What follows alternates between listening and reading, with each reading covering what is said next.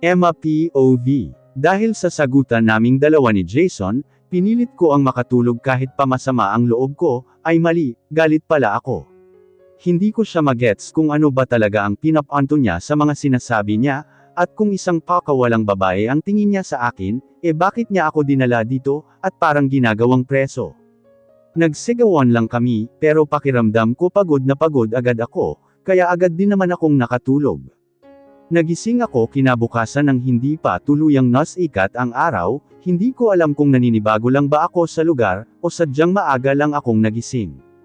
Mula sa bintana natatanaw ko ang magandang tanawin ng dagat, at ang pasikat na araw, na talagang nagbibigay ng masarap na pakiramdam, lalo na sa aking mata.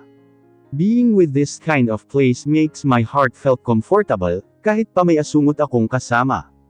Maganda nga sa rest house na ito, pero parang ang lungkot ng dating sa pakiramdam, yung tipong ramdam mo yung vibes na maraming malungkot na nangyari dito, kaya kahit maaliwalas sa mata ang lugar. Mabigat naman sa pakiramdam. Siguro may jowa dati itong si Jason, tapos dito sila tumutuloy na puro happy memories, pero nag-end up sa bad memories. Ang aga-aga ano na naman iniisip ko. Ilang sandali pa akong tumunghay sa bintana, at sa pasikat na araw bago naisip na maligo, pero agad akong napatingin sa sarili ko, ano ang isusuot ko ngayon. Maligo na lang siguro ako, tapos eto na lang ulit polo ni Jason ang isuot kahit wala ng panloob, wala naman makakaalam na wala akong suot na ano Ginamit ko ang kung ano mang meron doon na makakalinas sa katawan ko, no choice naman ako, at luckily may bago namang toothbrush ang banyo dito. Ayoko man siyang makita muna at makausap, ay wala akong magagawa, kaya minabuti ko paring lumabas, at dumiretso sa kusina para magtimpla ng kape. Lumingali nga pa ako sa paligid, para siguraduhing tulog pa siya, at nang sa tingin ko ay wala pa siya sa paligid, minabuti kong magluto at maghanda ng almusal para sa kanya. Mabait pa rin ako kahit inaaway niya ako, kaya ipaghahanda ko siya ng makakain.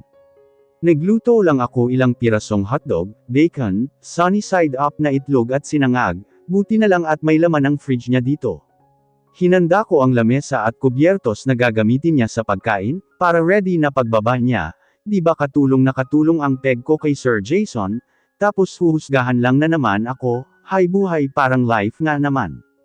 May narinig akong pagbukas at pagsara ng pintuan, senyales na gising na siya, at sa malamang dito sa kusina ang tungo niya, kaya agad akong nagtimpla ng kape para sa kanya.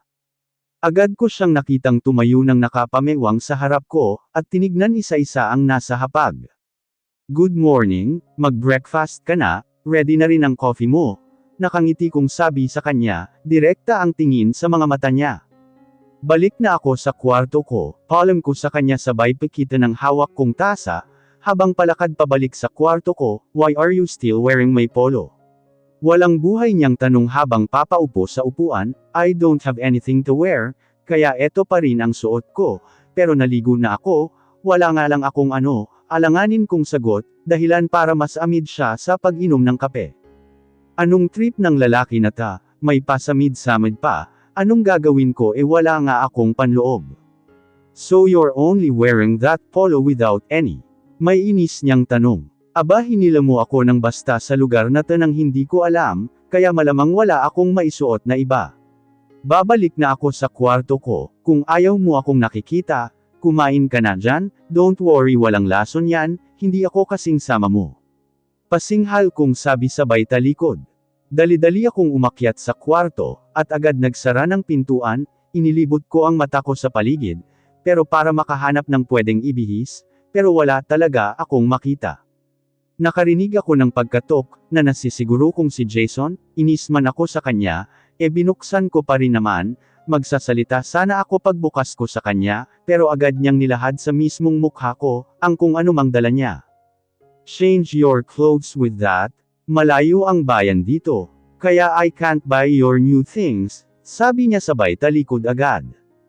Agad kong tinignan ang mga ibinigay niya pagkasara ko ng pintuan. Dalawang gray shirt na at dalawang boxer short niya, siguro eto na lang munang boxer niya ang magsisilbing underwear ko.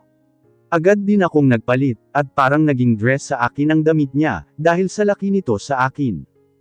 Ayaw ko sanang lumabas ng kwarto, pero pakiramdam ko nakakulong na naman ako, at parang nasasakal, kaya minabuti kong lumabas at bumaba na lang. Wala siya sa living room pagbaba ko, kaya inilibot ng mata ko ang paligid, at agad ko siyang nakita sa may kusina na naghuhugas ng pinagkainan niya malamang.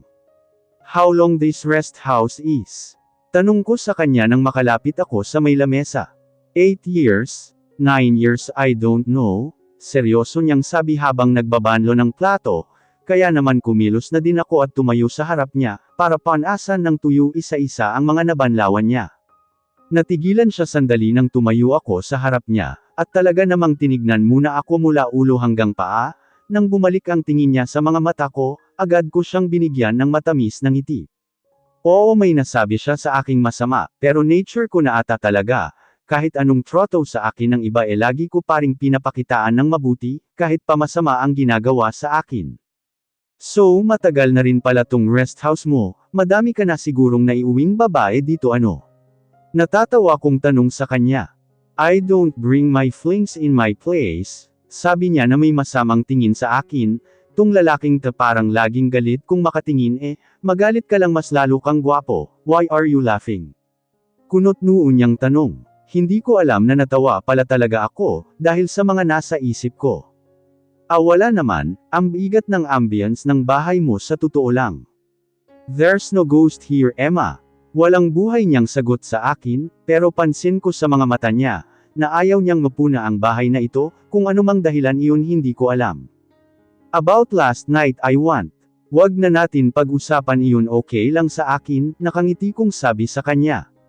But I want to apologize, pinagsalitaan kita. Okay lang talaga, hayaan mo na. Paniniguro ko sa kanya, habang nagpupunas na ng kamay. Ganyan ka ba talaga? You always assure others na okay lang sa'yo kahit nasasaktan ka nila. Kunot noong tanong niya ulit. Tumango ako bago sumagot. Sabi nga nila pag binato ka ng bato, batuhin mo ng tinapay, saka I still choose to be good despite being treated by others. Gaya sa'yo, kahit hinuhusgahan mo ako, pinipili ko pa ring maging mabuti sa iyo, kasi my grandma taught me to be good with others, no matter what happens. Natigilan siya sa sinabi ko, siguro dahil hinalintulad ko siya sa mga nakakakilala sa akin, na lagi akong kini-criticize. Ramdam kong may gusto pa siyang sabihin, pero mas pinili kong talikuran siya, at magkunwaring may gagawin. Nasaan yung mga gamit mo pang linis? Trip kong linisan tong buong rest house mo para may gawin, tanong ko sa kanya kunwaring naghahanap. You don't need to do that, may dagat sa likod bahay. Baka gusto mong magbilad sa araw, alok niya sa akin. Ano? Di ako sanay sa mga pabilad-bilad sa araw na yan, saka nakita ko na yung dagat kanina sa bintana ng kwarto ko, maganda sarap sa mata, pero magstay na lang ako dito sa loob ng bahay, sabi ko sabay pakita sa kanya ng wallies, nang makita ko na. But that's boring, Emma. Hindi saka anong gagawin ko sa dagat magpapalutang? Mukha lang akong aso nun, sabi ko naman. Swim malamang, irite niyang sabi. Suot tong boxer at shirt mo. Sabi ko sabay hawak sa suot na damit at boxer. Wag na lang oy, saka isa pa hindi ako marunong lumangoy, walang emosyon kong sabi. You can't swim. Are you what a baby? May ngising sabi niya. Tawa ka dyan, sa hindi ako marunong paano lagi lang naman akong nakakulong noon sa kwarto ko, kaya wala akong malay sa mga ganyan. Tabi? Magwawalis ako harang-harang sabi ko sabay tabig sa kanya ng balakang ko, dahilan para ma-out of balance siya, at mapaupo sa sahig. Daing niya, mukha kang bata dyan, tawang sagot ko sa daing niya, sabay punta sa living room para doon mag-umpisang maglinis. Siguro mamaya tatambay ako doon, manunood ng sunset, pero sa ngayon hindi muna, mainit kasi saka boring din naman, sabi ko habang nagpupunas ng mga vase. Want something mamaya? Habang nakatambay, tanong niya nang makalapit sa akin, at hihimas-himas sa may puwete niya. A beer siguro kung meron at kung okay lang. Sabi ko nang hindi nakatingin sa kanya. Okay, sabi niya sabay tapat ng cellphone sa tenga niya, at punta sa may veranda, mukhang may tatawagan. Lumipas ang tanghalian at hapunan na nang magising ako, tinutuo ko yung sinabi kong paglilinis, kaya naman napagod ako at pinili ang matulog sa kwarto ko. Hindi ko na malaya na napahaba pala ang pahinga ko, bumangon ako at sinukli ang mahaba at itim-itim kong buhok, gamit ang mga daliri. Pasado alas 7 na pala, base sa orasang nakalagay dito sa kwarto ko, kaya agad-agad na din akong bumaba, dahil naalala kong sinabi ko nga pala kay Jason na tatambay ako sa tabing dagat mamaya, at nag-request pa ako ng beer. Nagsuot ako ng tsinelas, habang papihit na sana sa doorknob, nang mapansing kong kaliwa ang suot ko sa tsinelas, kaya aayusin ko sana nang biglaan akong ma-out of balance, kasabay ng pagbukas ng pintuan. Inaasahan kong mapadapa ako, at mahalikan ang sahig pero sa isang matigas at mabangong dibdib ako natamba.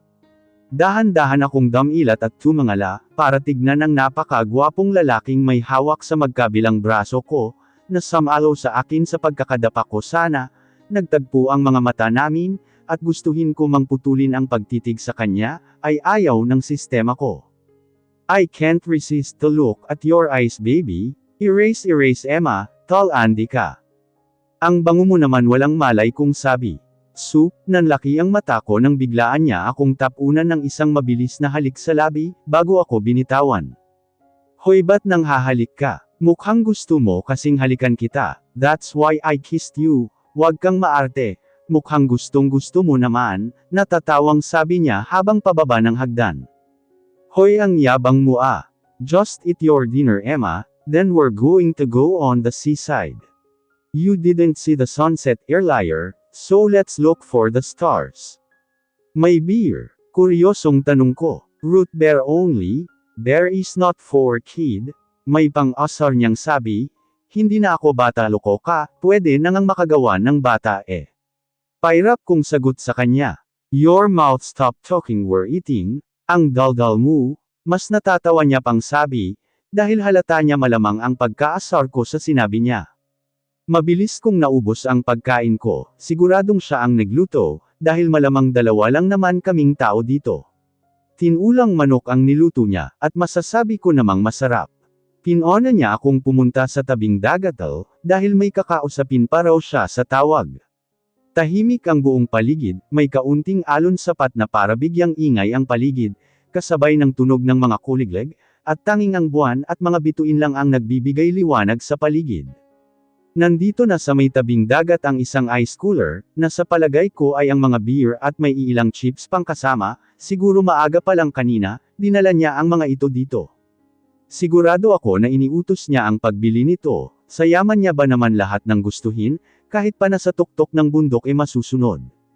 Napansin kong naupo siya sa kabilang gilid, habang nakagitna sa amin ang ice cooler, at agad na kumuha ng isa at nagbukas sabay abot sa akin.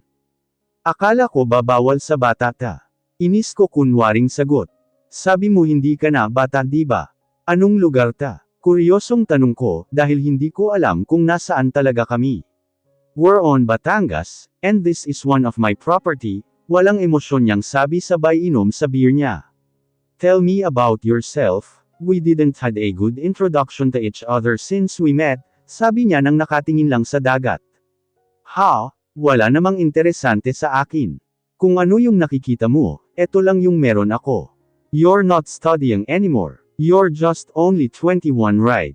Interesante niyang tanong, oo kaka-21 ko lang last month, naka-blocklist ako sa mga universities may nakaaway ako noon, anak ng mayaman, may-ari pa ng school, tapos may kapit sa kung kanino, kaya ayun lagpak ako sa mga universities, walang buhay kong sabi.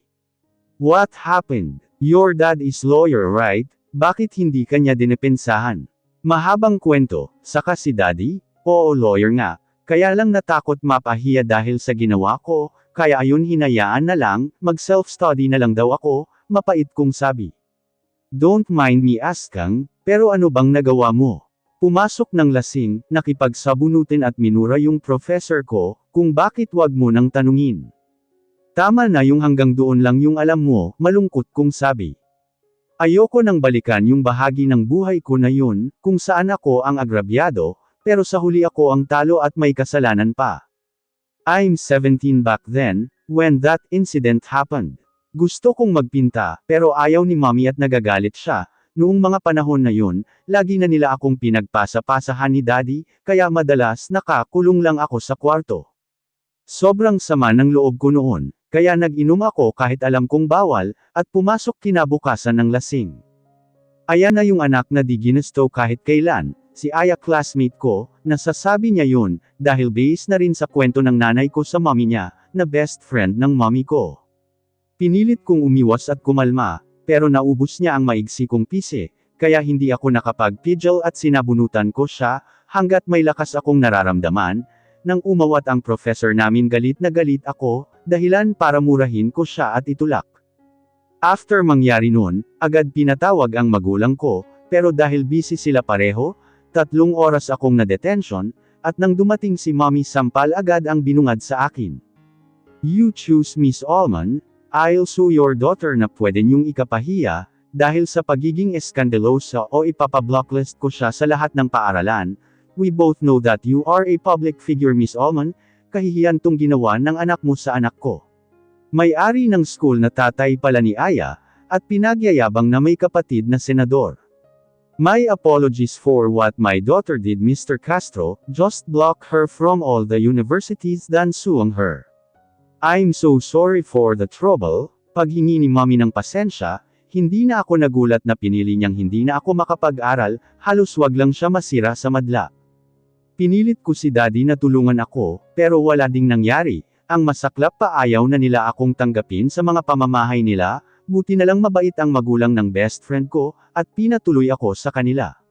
Mag-self-study ka na lang Emma.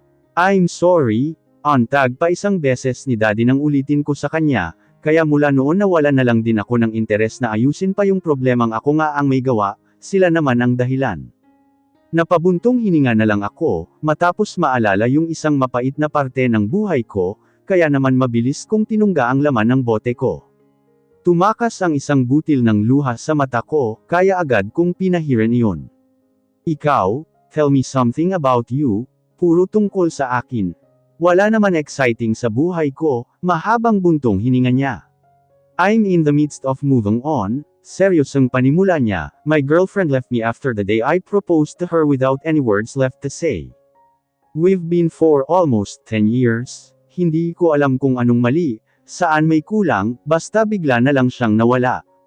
I find her and when I found her, she just told me na, sawa na raw siya at hindi pa siya ready, kaya niya ako iniwan, nakatingin lang siya sa dagat habang mabilis na inubos ang beer niya. I'm so messed up that time, pero na-realize ko, na I need to fix myself, kasi hindi lang siya ang buhay ko, so fixed myself and I became more like this a serious type of guy, had a lot of flings. Hala sorry, napaalala ko patuloy sa'yo, mukha pa namang naka-moved on ka na, naiiyak kong sabi, dahil kahit ako parang nasasaktan sa nangyari sa kanila. I've never moved on Emma, never, because she's my only love, no matter what happens.